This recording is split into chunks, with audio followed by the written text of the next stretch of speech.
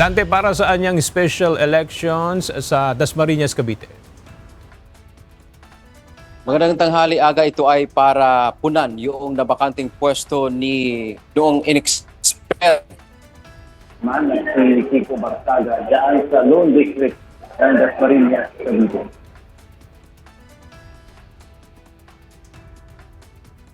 Nakatakdang magsagawa ang Commission on Elections o COMELEC ng isang coordinating meeting mamayang hapon kasama ang mga opisyales at tauhan ng mga security forces, city government ng Dasmariñas, Department of Education at ang iba pang mga ahensya ng pamahalaan. Ang mahalagang pagpupulong na ito ay bilang paghahanda para sa gaganaping special election sa nag-iisang distrito ng Dasmariñas, Cavite na itinakda sa Agosto.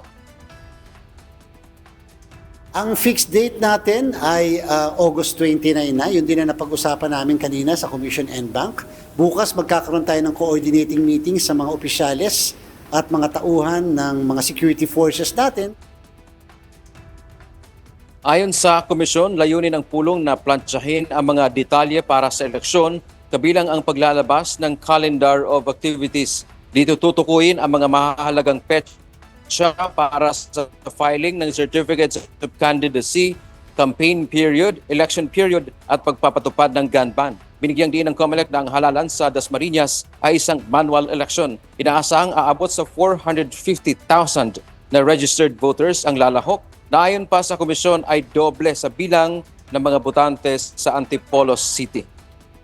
Aga kaugnay nga dito sa inaasahang pagsasagawa ng special election dyan sa Lone District ng Dasmariñas, Cavite, sumulat na ang COMELEC sa tanggapan ng ating Pangulo para humingi ng budget na umaabot sa 191 million pesos.